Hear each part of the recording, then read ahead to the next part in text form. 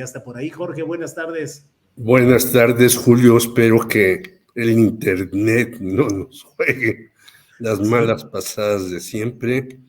Un abrazo a Salvador Frausto y a todo tu equipo y a la audiencia, desde luego. Gracias, Jorge. Salvador Frausto, buenas tardes. Buenas tardes, Julio. Muy buenas tardes, Jorge. Es un gran gusto estar aquí con ustedes en este espacio.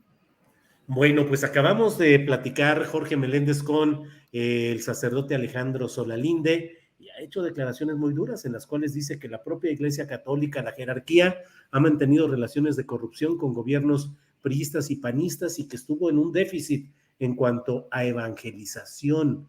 Dice incluso que cómo es posible que este asesino de los dos sacerdotes jesuitas, apodado el Chueco, que estaba desde niño, digamos, bajo el cuidado espiritual o la enseñanza de los sacerdotes, terminó siendo lo que finalmente fue. Pero en general, Jorge, ¿qué opinas pues de estas críticas de jerarcas de la Iglesia Católica contra López Obrador y su política de abrazos no balazos?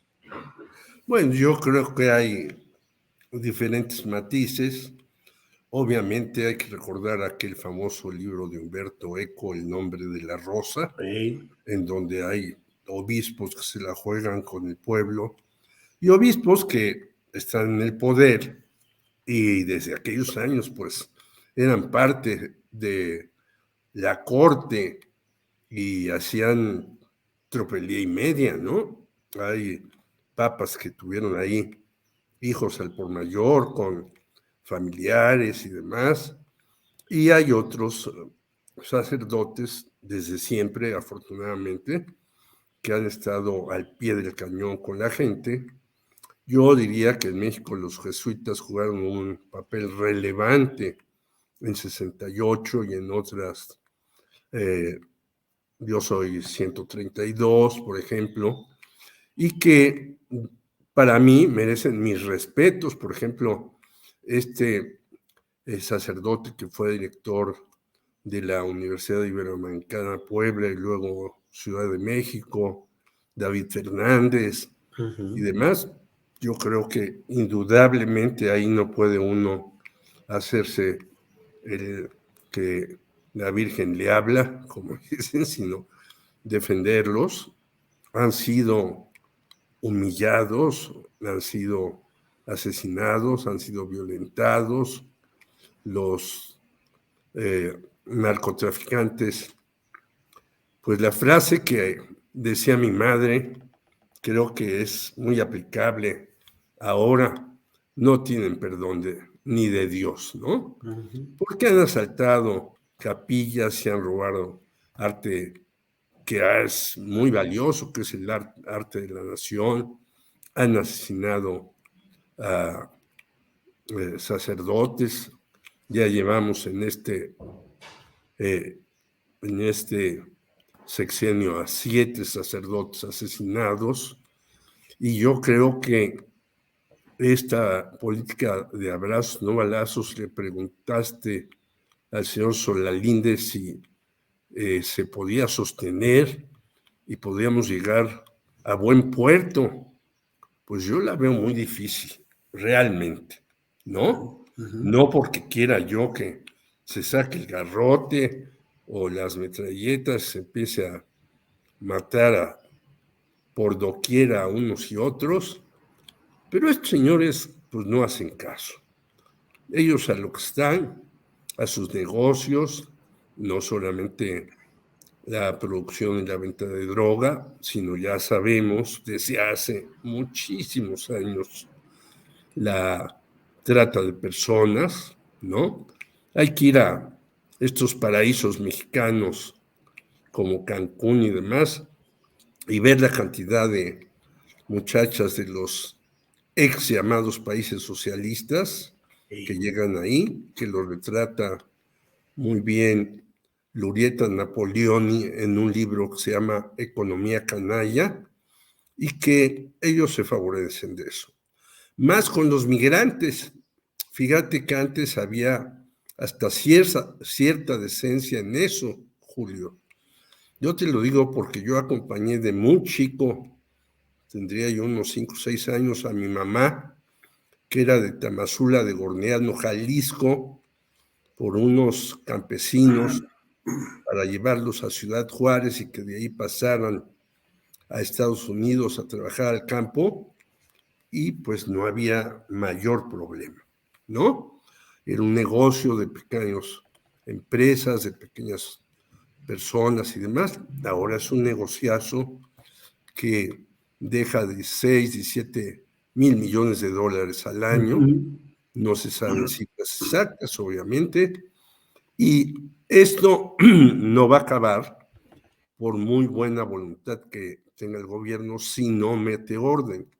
Y decía bien el padre Solalinde, pues una decepción es el Instituto Nacional de Migración, ¿no? Cuando estaba el señor Tonatiuh Guillén, creo que era su apellido, pues todo el mundo estábamos felices porque es un hombre que conoce el asunto, que sabe, que podría cuidar las cosas, pero de repente SAS se va y nombran a un incondicional de López Obrador y las cosas han ido para mal. Por lo tanto, yo creo que hay reclamos que hay que atender, hay cuestiones que deberían de ser prioridad en un gobierno.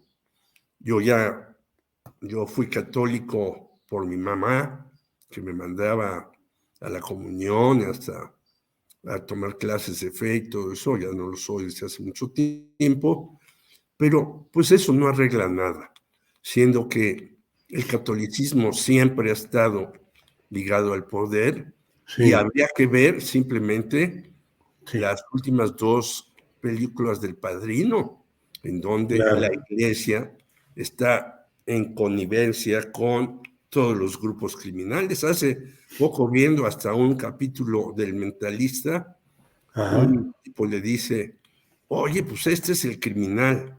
Y claro. fíjate, hasta en esas series el Mentalista dice, no, criminales son los banqueros que están asociados para robar. Bueno, Claro. ya lo sabemos. Muy bien, Jorge, muchas gracias. Salvador Frausto, ¿qué opinas de la situación que se está viviendo? Me parece que va escalando el tono de las posturas de algunos obispos, particularmente de quien preside la Conferencia Episcopal Mexicana, pero en fin, ¿cómo vas viendo todo esta batalla narrativa, Salvador? Sí, sin duda, pues es de llamar la atención cómo va creciendo las voces de los clérigos, de los sacerdotes, obispos o arzobispos de la Iglesia Católica, que van subiendo el nivel de crítica hacia el gobierno federal. Hay una circunstancia real que hay que atender y que es un asunto que es inocultable, que es, bueno, pues está la agresión este fin de semana al sacerdote de Michoacán, que fue golpeado, está el asesinato de los jesuitas, de los 2 sacerdotes jesuitas, y me parece que van 7 sacerdotes asesinados en lo que va de este año, y eso es problemático. La violencia alcanzó a los sacerdotes de la Iglesia Católica, como ha alcanzado a muchos otros ciudadanos de nuestro país. Sin embargo, sí hay que mirar este tema de las relaciones de la Iglesia y el Estado en un marco, pues, con muchos más matices políticos. Es decir, los sacerdotes usualmente no salen, no es espontáneo que un sacerdote salga, hay una disciplina muy fuerte, muy férrea dentro de la Iglesia. Eso, bueno, me tocó estudiarlo cuando hicimos Temoris Greco y yo el libro de El vocero de Dios sobre Serrano Limón y sus vínculos de la Iglesia, presionando para que no se diera la legislación del aborto en la Ciudad de México. Nos metimos a estudiar un poco sobre la jerarquía religiosa, sobre todo la jerarquía católica, y es de una disciplina muy importante, es decir, los temas los van discutiendo entre los sacerdotes con sus obispos, hay reuniones y hay instrucciones para poder salir a decir. No son personas, los sacerdotes ni los obispos, que salen cuando ven un micrófono y dicen una declaración nada más así como así a los medios de comunicación.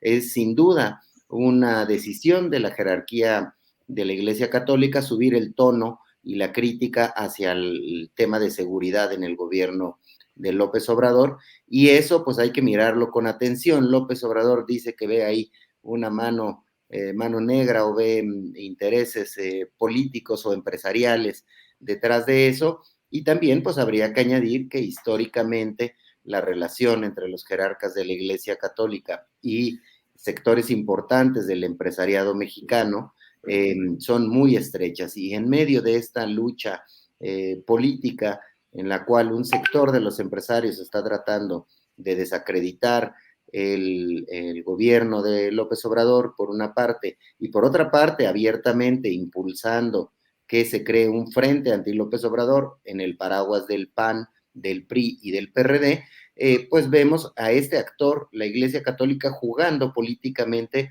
alzando la voz y con voces ya muy que llaman la atención. Por ejemplo, algunos están pidiendo que se siente el gobierno federal con los jerarcas de la Iglesia Católica para buscar soluciones a la crisis de seguridad que se puede estar viviendo, pero algunos incluso dicen que se sienten a los narcotraficantes en esas mesas para dialogar. ¿Por qué? Porque los sacerdotes católicos pues están en las bases, en las parroquias, en esos pequeños lugares donde pueden observar la descomposición social y el actuar directo de muchos capos, de muchos narcotraficantes pequeños o grandes que se acercan a ellos y que hemos sabido que tienen también una relación importante. Entonces, sí es una crítica que hay que tomar en cuenta, la de la Iglesia Católica, y hay que seguir mirando para ver hacia dónde va a jugar esta Iglesia Católica y qué quiere del gobierno federal. Algo quiere del gobierno federal y pronto sabremos seguramente qué es lo que van a intentar negociar al sentarse, si es que esta apertura se las abren, o en las mismas expresiones vamos a ir viendo. No me creo que sea nada más una expresión de grito por la inseguridad que vive en el país, lo cual sería justo decirlo, por supuesto, que reclamen que hay personas lastimadas dentro de su comunidad. Bien, gracias, Salvador Frausto. Déjame nada más compartir con la audiencia el chat que nos pone Naxu Luxa. Dice, el padre Marcelo, sacerdote tzotzil de la iglesia de Guadalupe en San Cristóbal de las Casas, tiene orden de aprehensión por calumnias, al menos eso es de lo que lo acusa el presidente municipal de Panteló. Así es que bueno, pues otro caso. Jorge Meléndez Preciado, accidentes en el metro de la Ciudad de México, 2 de ellos, pues incluso con escenas en las cuales se ve fuego y se ve cómo la gente tiene que desalojar los vagones.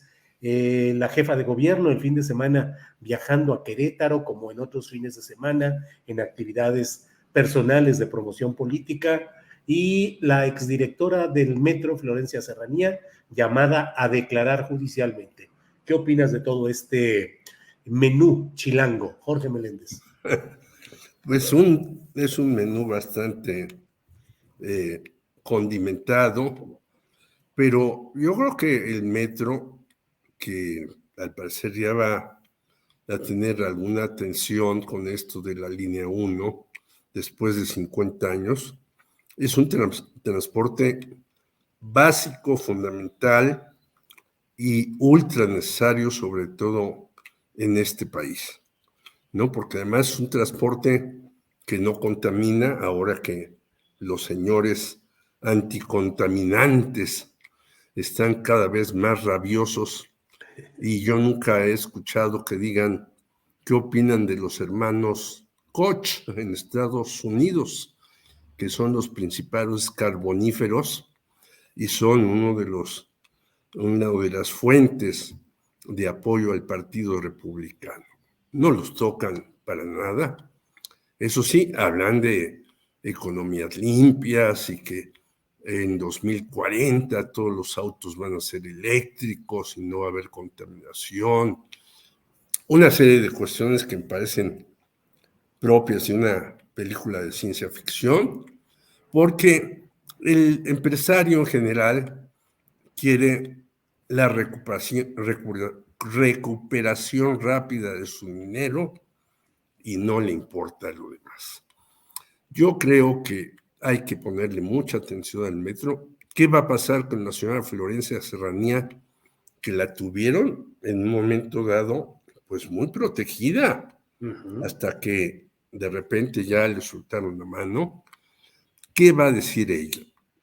Bueno, en primer lugar, es público y notorio que el señor Marcelo Ebrard concluyó la línea 12 a tontas y a locas para colgarse una medallita ahí en la época de Felipe Calderón y decir, miren, yo sí sé cómo hacerlo, como señalan algunos políticos en los medios de difusión. Segundo lugar, el metro es un lugar inseguro, es un lugar donde no se corrigen las fallas.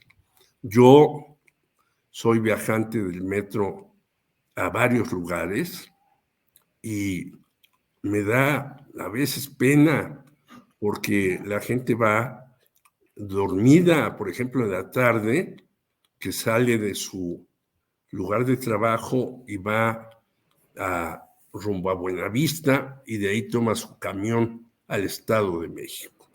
Es decir, así como se habla de los mexicanos migrantes que se van y que nos mandan cada vez más remesas, habríamos de hablar de los albañiles, de los vendedores, de una serie de personajes que van en el metro a las 6, 7 de la noche totalmente fatigados, porque además se levantaron a las 4 de la mañana, se fueron a trabajar y regresan dormidos para llegar a su casa a dormir unas cuantas horas más y al otro día lo mismo. Entonces yo creo que debemos tener un metro mejor, más capacitado, con no tantas interrupciones a veces que hay en el recorrido, etcétera, etcétera. ¿Lo lograremos? Yo lo dudo también, como hace rato decía, en el asunto que nos tocó.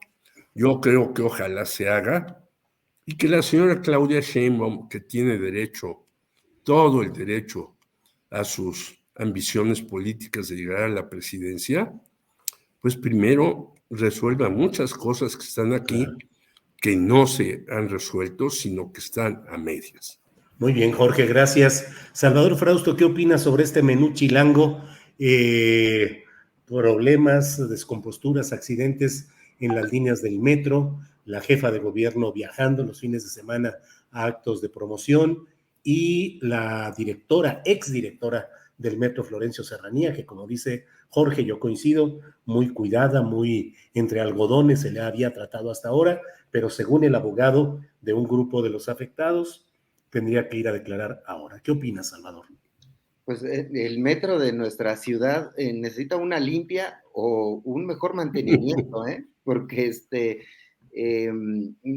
sí, ¿cómo es posible? Es un tema constante el asunto de los accidentes, estos que vimos recientemente en la línea 2, se va a cerrar la línea 1 para darle mantenimiento precisamente en un asunto que comentábamos la semana pasada, que es una medida, pues yo diría que valiente y arriesgada de Claudia Sheinbaum, porque le va a generar críticas, pero también es un reconocimiento de que se necesita una línea, la línea 1, darle un mantenimiento mayor después de 50 años de estar ahí en funcionamiento. Entonces, sí, están saliendo ahí muchos desperfectos e inconvenientes que están dañando pues a los usuarios del transporte público de la Ciudad de México y que además está impactando en la vida política del país porque, bueno, pues hay quienes plantean que las mayores responsabilidades están en que Florencia Serranía, por ejemplo, no invirtió lo que debió haber invertido en mantenimiento del metro en esta administración y pues no hay bitácoras de que hayan intentado solucionar los problemas de la línea 12 que causaron ese accidente tan tremendo donde murieron muchísimas personas, y pues vemos que sigue habiendo incendios, que sigue habiendo imperfecciones, choques entre los vagones. Entonces, sin duda es un asunto que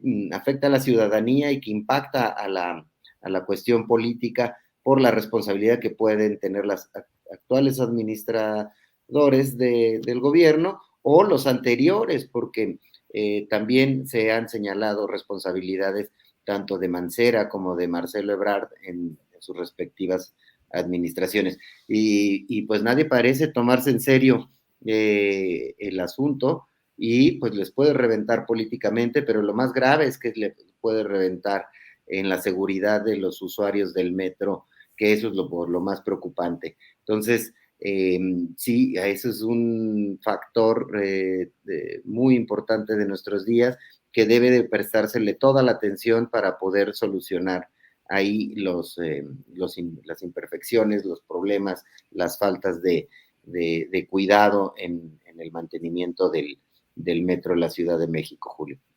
Gracias, Salvador. Son las 2 de la tarde con 54 minutos. Nos quedan espacio para intervenciones de unos 3 minutos de cada cual. Jorge Meléndez, a reserva de lo que desees agregar, yo te preguntaría nada más, ¿qué opinas de esta frase del presidente López Obrador, que en la inauguración de Dos Bocas dijo respecto a Carlos Slim, que era nuestro orgullo? Dijo que era austero e institucional, pero dijo nuestro orgullo. Y yo tenía otro tipo de referencias del propio López Obrador hacia Slim como parte de la mafia del poder. ¿Pero qué opinas, Jorge? Sí, yo también. Y yo no diría que es el orgullo mío o de muchas personas. Hay que ver cuántos años tuvo un monopolio, hay que ver cuánto nos sacó del bolsillo, hay que ver cómo se convirtió en una referencia en la lista de Forbes entre los más grandes millonarios del mundo. Y eso no lo hizo porque hiciera negocios en donde fuera a perder dinero, sino en lugares donde sabía que iba a sacar o a saquear. Pues yo no creo que tengamos un orgullo con ese señor Slim. Yo no lo conozco, yo ni soy amigo ni enemigo de él.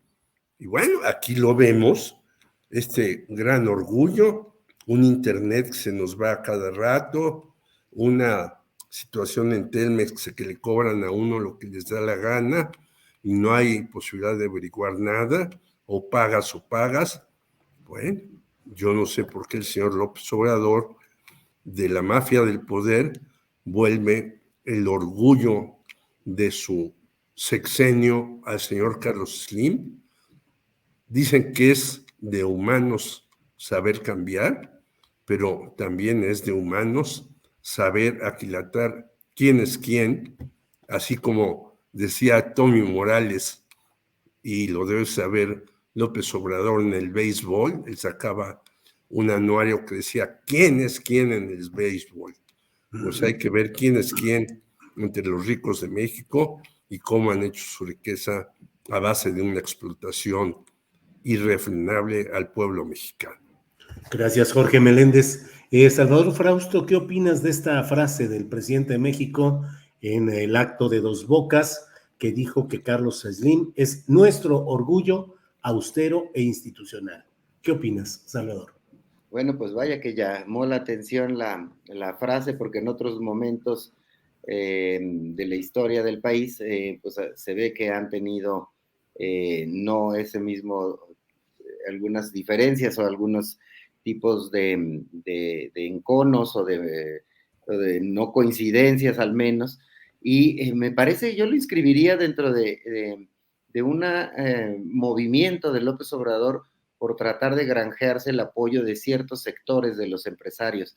Es decir, cuando arrecian las críticas provenientes de otro sector de empresarios, ahí en la inauguración de Dos Bocas, pues vimos a una representación del Consejo Coordinador Empresarial, vimos al empresario de Vidanta, vimos el elogio a Carlos Slim, y pues me parece que está tratando de buscar apoyos en algunos sectores del sector, de la iniciativa privada.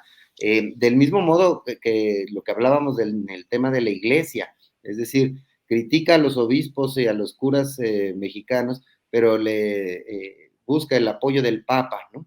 Es decir, me parece que está a 2 años de la elección y con un gobierno que ha llegado a los 4 años de estar en funciones, bueno, que está por llegar a los 4 años, tiene que buscar apoyos en esos sectores, en la iglesia, en los empresarios, en otros, en los sindicatos, y eso lo estamos viendo ahora en el país, que está buscando aliados en cada uno de esos sectores, y en este caso pues eligió al más rico de México, al más poderoso, que como bien dice Jorge, bueno, pues los servicios que presentan muchas de las plataformas y de las empresas de Carlos Slim, pues no son muy eficientes, como el internet o el teléfono, que fallan con mucha constancia, y pues bueno, pues está jugando, tratando de granjearse ahí, yo creo que algunos apoyos por parte de estos sectores de empresarios, Julio. Pues muy bien, Salvador, muchas gracias. Y bueno, pues son ya las 2 de la tarde con 59 minutos. Jorge Meléndez, gracias.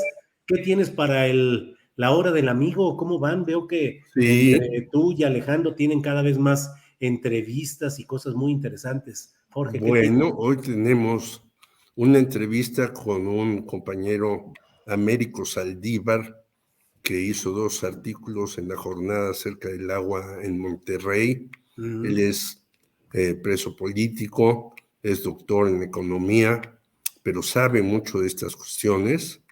Y también tenemos una entrevista con una periodista que nos va a hablar de cómo está la situación en Tamaulipas, en donde todavía, desgraciadamente, está Cabeza de Vaca, un rufián convertido en gobernador o un gobernador vuelto rufián, no sé cómo decirlo, pero lo que sí es un hombre que sin duda no tiene ninguna buena reputación. ¿En dónde pueden buscar estas entrevistas, Jorge? En la hora del amigo hoy a las 6:30 de la tarde En YouTube. o después quedan en todos los sitios ya ahí en la hora del amigo esas 2 entrevistas, más otras cosas que traemos de cultura, de mujeres, etcétera, etcétera. ¿Es hoy a qué hora, Jorge, empieza la hora del 6:30, amigo? 6:30 en 18:30 YouTube. horas hasta 20:30 horas. Jorge, muchas gracias y No, estamos en gracias a ti, contacto. Julio. Salvador Abrazos a Frausto. Salvador y a todos Sí, los demás. gracias, Jorge. Salvador, gracias, buenas tardes y dinos qué hay por ahí en Milenio, qué viene o qué andas viendo, qué interés periodístico andas ahí husmeando. Sí, hoy traemos en la portada de Milenio cómo se están armando los equipos de Claudia Sheinbaum, Ah, de sí. Marcelo Ebrard, de Adán Augusto y de Ricardo Monreal, los 4 presidenciables, 3 corcholatas y un presidenciable, porque a Ricardo no le gusta que le digamos corcholata. Eh, este, entonces, ya tienen armados, integrados por diputados federales, locales, alcaldes, ya se están moviendo sus maquinarias para ir a promover, a presentar, digamos, el perfil de los respectivos precandidatos, o no son ni precandidatos, aspirantes a la presidencia de la República. Están armando ya su trabajo de manera, digamos, un poco más visible o intensa. Sheinbaum y Ebrard, y Adán Augusto también de manera un poco más discreta, pero está armando ya un equipo que está avanzando y unos círculos de apoyo a Ricardo Monreal en varios estados que se están ya moviendo para promover estas candidaturas. Entonces traemos hoy eso y le vamos a dar seguimiento al asunto, además de temas que tienen que ver con qué ha pasado con la central de abastos. Eso vendrá en los próximos días. Un lugar que está ya muy tomado por narcomenudistas y que hemos explorado con investigaciones periodísticas qué es lo que ahí está ocurriendo, Julio. Y saludos Bueno, para mi querido Jorge también. Sí, hay que armar ya un comité de apoyo a la candidatura de Jorge Meléndez para Exacto. diputado local o federal. Así como están esas redes que estás platicando, Salvador Frausto, hay que hacer una red de apoyo a Jorge Meléndez. O para Gracias, presidente, Julio. Para presidente, de una vez, Jorge Meléndez. Sí. Jorge, gracias. Salvador, gracias a los gracias. dos Nos vemos pronto. y a la Hasta luego. audiencia, que estén muy bien. Gracias. Gracias.